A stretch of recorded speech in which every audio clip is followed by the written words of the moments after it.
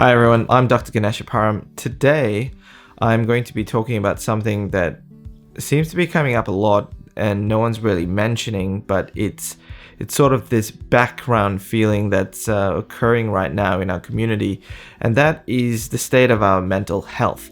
Today, I created this video to sort of go through some of the things that I feel we can do when we go through this rut. Now, one of the first things I have to say as the first option is that everyone is different.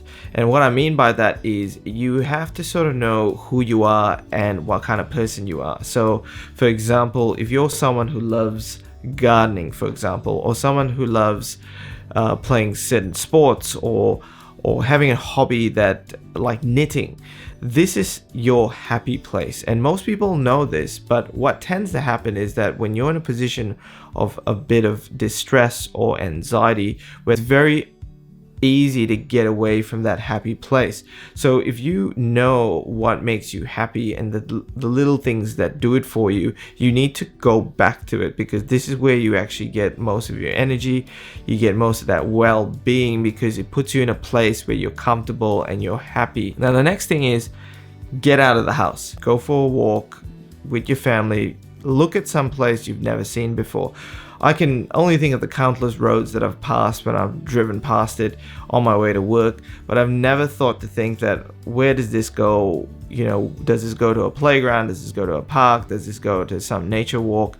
There's so many options out there, and I think creating a bit of that curiosity to figure out, maybe I can try something new, and maybe this will be something that will almost build up your spirit, as in the sense of adventure. Sometimes the simple things matter. And maybe trying something new, I think this could spark up some interest in terms of creating adventure in your life. Now, the third thing, what you can do, obviously everyone mentions, is exercise.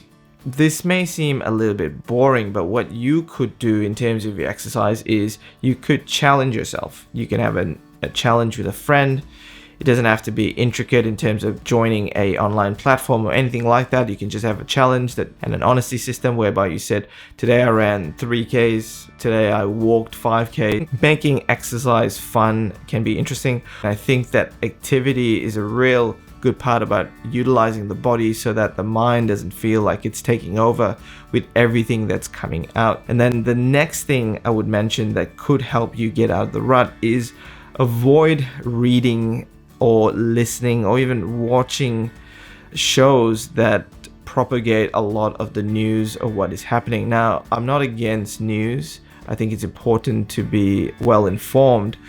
But oftentimes when we're looking at the news these days, it's always the same thing. It's about the COVID cases. It's about the number of deaths, which again, I'm not saying is not important, but I think the more you listen to that, the more you watch this, the more you read this, the more it sort of puts you in this position where you don't really have a choice.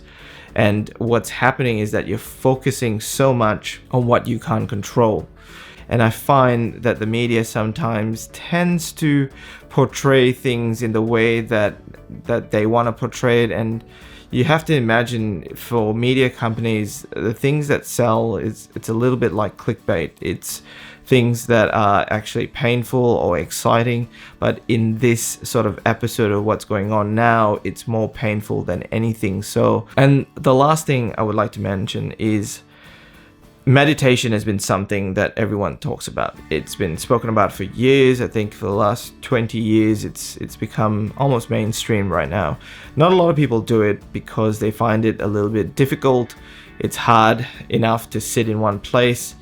And if you have family, it's hard to get away from distractions. And so one way I sort of mention to my patients or anybody I come across essentially is that if they want to go into a practice of meditation, it is probably better to start off by sort of sitting in silence. And what I mean by that is when I started my sort of meditation journey, I was very young. And part of the reason was it was sort of exposed to me from my father and sort of enjoyed getting into it. And so over the years, I am no guru in meditation. I have the same struggles that everyone does have, but I have just a lot more experience in it because I've done it over many years.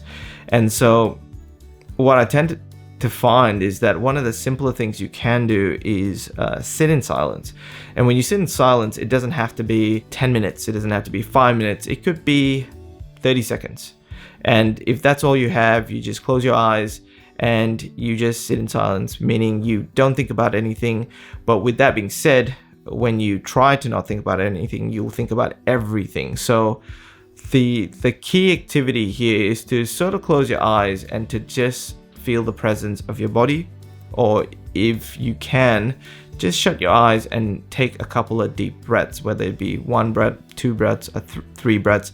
What you really want to do is sort of connect with your body, because what tends to happen is, if you've ever heard about it, it's the monkey mind, whereby the moment you close your eyes, your mind's racing. It's thinking about what you're gonna have for dinner, what happened here, what did Rob say, what did Sally say, all the things that happen at work, what's gonna happen next time, what's the scores for the game.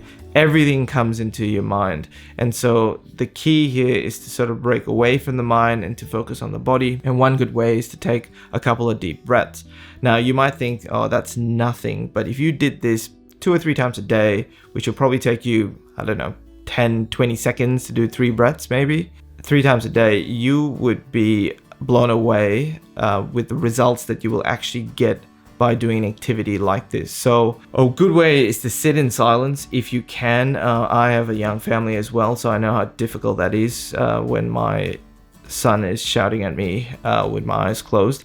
But even if you can get away for 10, 20, 30 seconds in your car before you take off and go to work or go wherever you're going, you have that 20 or 30 seconds and that's your time. Now, in time, if you feel like doing it longer or you start to enjoy it, there's so many apps available, from Headspace to I use the Insight Timer as well, and they're pretty much free apps that you can use, and they're very helpful. If you go on the App Store or even Google it, you'll find probably 100 apps available out there that can do the same thing, whether it's breathing or even timing you. So these are some of the strategies I feel that can help you, especially if you're going through a rut and you feel like you need to get out of it.